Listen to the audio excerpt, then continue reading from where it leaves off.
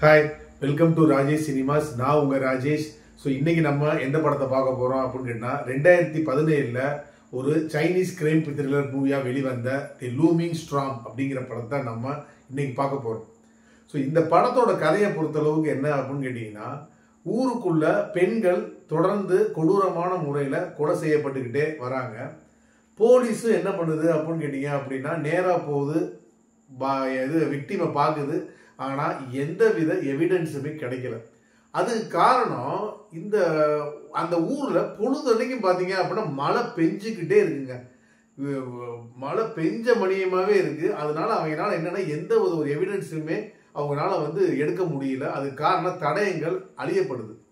ஆனால் ஒரு கொலையில் பார்த்தீங்க அப்படின்னா ஒரு போலீஸ் சொல்லுவார், சார் ஒரு சைக்கிள் வந்த தடம் இருக்குது, ஆனால் அதுவுமே பார்த்தீங்க அப்படின்னா மழைனால அதுவுமே அழிஞ்சு போச்சு அப்படின்னு சொல்லி. ஸோ இப்படி நெருங்கி போகிற டயத்தில் இவங்களுக்கு எந்த ஒரு லூப் ஹோலுமே இல்லாமல் இவங்க பேக்லேயே நிற்கிறாங்க போலீஸ். இப்படி ஒரு தருணத்தில் நம்ம ஹீரோ என்ன பண்ணுறாரு அப்படின்னு கேட்டிங்கன்னா, அந்த ஊரில் ஒரு மிகப்பெரிய ஒரு ஃபேக்ட்ரியில் செக்யூரிட்டியில் ஒரு முக்கியமான ஒரு பொறுப்பில் இருக்காரு. செக்யூரிட்டி ஏஜென்ட்டில் ஒரு முக்கியமான ஒரு பொறுப்பில் அவர் இருக்கார். அப்போ அவர் பார்த்தீங்க அப்படின்னா இயல்பாகவே அவருக்கு அந்த இன்வெஸ்டிகேஷன் மைண்டு அவருக்கு இருக்குது. ஏன்னா இண்டஸ்ட்ரி நடக்கக்கூடிய சின்ன சின்ன திருட்டுக்கள் இந்த மாதிரி சம்பவங்கள்லாம் அவர் கண்டுபிடிச்சி, அவருக்கு பேர் மேஸ்ட்ரோ அப்படின்னு சொல்லி வச்சிருக்கானுங்க. அதனால எல்லாருமே அவரை மேஸ்ட்ரோனே அழைக்கிறாங்க. ஸோ இப்படி ஒரு தருணத்தில் என்ன ஆகுது அப்படின்னு கேட்டிங்கன்னா, போலீஸ் இதை கேட்டு, ஏப்பா நீ வேணா எங்களுக்கு ஹெல்ப் பண்ணுவேன், இந்த மாதிரி ஊருக்குள்ள தொடர்ந்து கொலை நடக்குது, ஸோ இதுக்கு நீ ஏதாவது எங்களுக்கு சப்போர்ட் பண்ணி கண்டுபிடிச்சி கொடு அப்படின்னு சொல்லி சொல்கிறாங்க. ஸோ இப்போ உடனே ஹீரோ என்ன பண்ணிடுறாரு அப்படின்னு கேட்டால், சரி அப்படின்னு சொல்லிட்டு இவர் தனியாக இந்த கிரைமில் யார் பண்ணது அப்படின்னு சொல்லி இவர் ஒரு தனியாக இன்வெஸ்டிகேட் பண்ணுறாரு. கடைசியில் இந்த கிரைமில் யார் பண்ணதுக்கான விடை கிடைச்சிச்சா இல்லையா அப்படிங்கிறது அந்த படத்தோட மொத்த கதையுமே.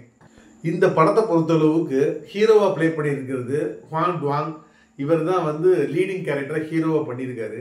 அவ்வளோ செட்டிலாக பண்ணியிருக்காருன்னே சொல்லலாம். ஏன்னா ரொம்ப ஒரு இயல்பான தத்துரூபமான நடிப்பை காமிச்சிருக்காரு. அது படத்துக்கு ஒரு மிகப்பெரிய பலம்னே நான் சொல்லுவேன்.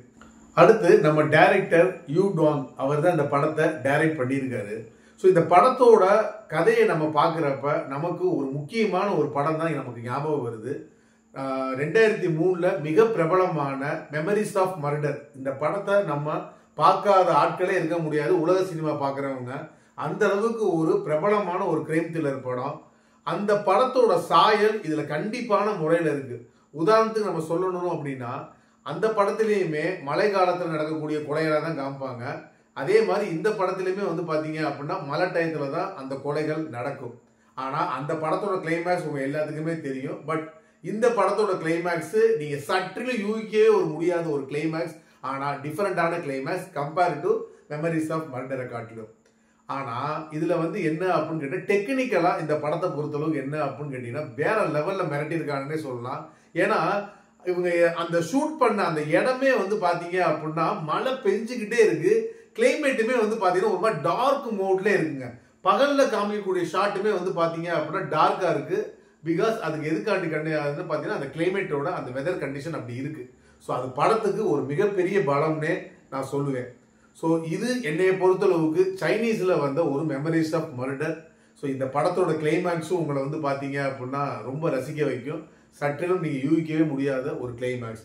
மொத்தத்தில் இந்த படம் எப்படி இருக்குது அப்படின்னு கேட்டிங்க அப்படின்னா, கிரைம் ரசிகர்களுக்கு, கிரைம் த்ரில்லர் ஃபேன்ஸுக்கு இந்த படம் கண்டிப்பான முறையில் ஒரு நல்ல படமாக இருக்கும். மீண்டும் அடுத்த மூவி ரிவ்யூவில் நான் உங்களை சந்திக்கிறேன். என்னோட சேனலை இதுவரை சப்ஸ்கிரைப் பண்ணி வச்சுக்கோங்க. இந்த வீடியோ பிடிச்சிருந்துச்சு அப்படின்னா உங்கள் ஃப்ரெண்ட்ஸுக்கு ஷேர் பண்ணுங்கள், லைக் பண்ணுங்கள், கமெண்ட் பண்ணுங்கள். நன்றி, வணக்கம்.